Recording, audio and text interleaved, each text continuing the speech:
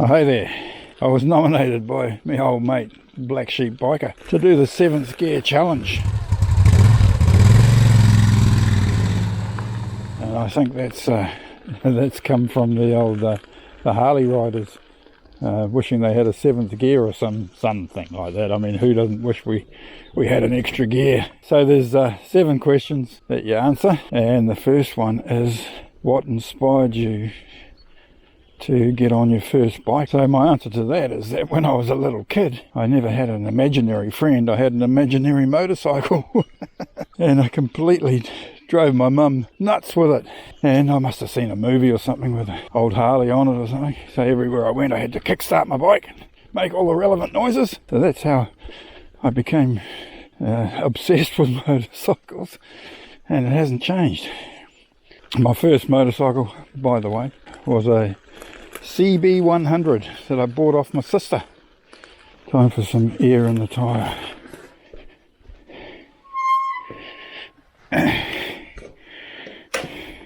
So the second question is, what type of riding do you prefer? Twisties or straight? Single or group? You can't beat a bit of twisty road. Twisties or straight? Single or group? As far as single or group, yeah, I like riding in groups, but they have to be the right people. I've ridden in too many groups where there's too many egos getting in the way. The old ego. They reckon that ego is not a dirty word. Well, ego is not a dirty word. Ego. It is if it causes people to do stupid things, that's for sure.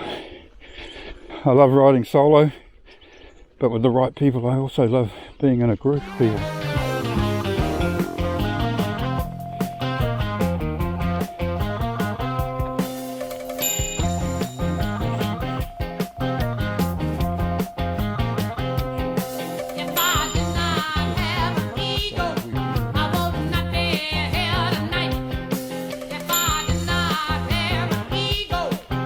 So the next question is, what's your favourite type of motorcycle trip? Day, weekend or longer? And my answer to that one has got to be all of the above. You know, I love riding my bike to work. I love coming down here, 5 or 6 hour trip. And what we got here is a couple of D2 bulldozers belonging to the farmer.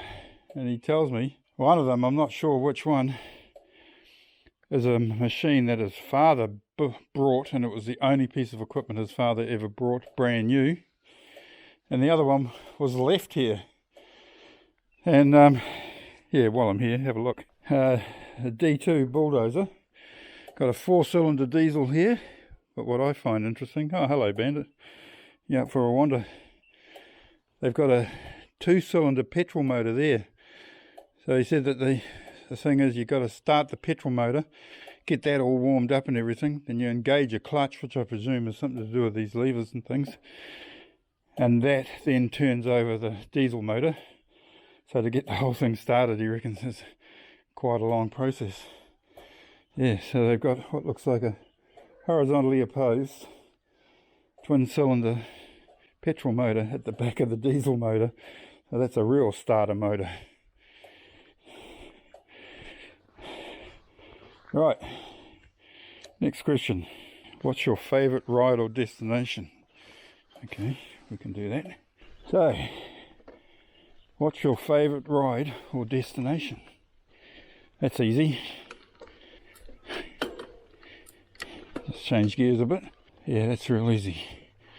My favourite ride or destination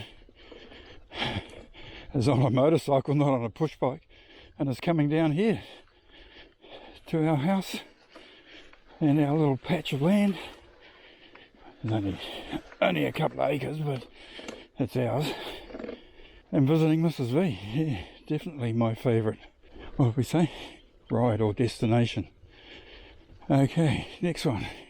What's the biggest lesson motorcycling has taught you? I guess, changing like that, I guess there are so many.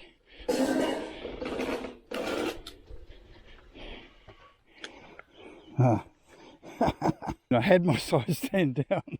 What's the biggest lesson motorcycling has taught me. Never leave a mate behind.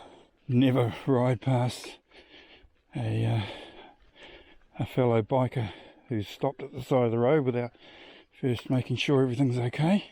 I used to think everybody's out to get you, but no, people are people. And while they might be looking, they don't necessarily see.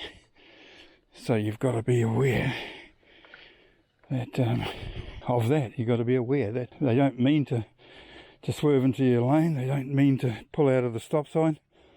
They just don't see you because the brain doesn't register. Okay, next one. Do you have any words of wisdom for a person looking to get into motorcycling? Practice. Practice, practice, practice your slow riding. Practice your emergency braking.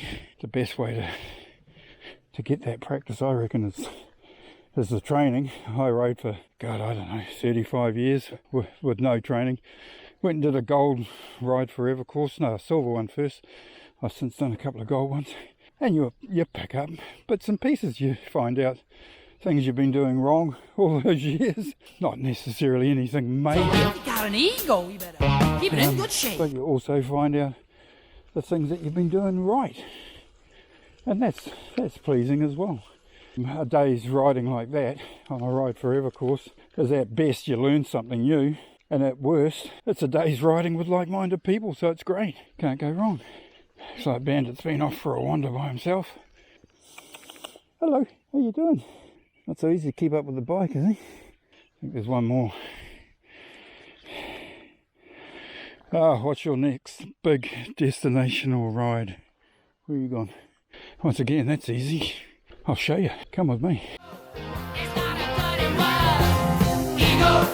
It's not a dirty word. Ego. It's not a dirty word. Don't you believe what you see or you heard? Ego. It's not a dirty word. Ego. It's not a dirty word. Ego.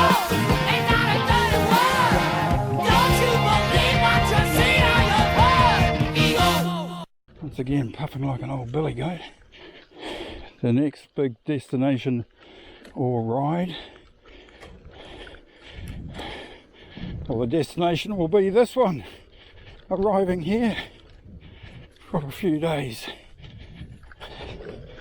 and saying hi to Mrs. Lee. Thanks for watching.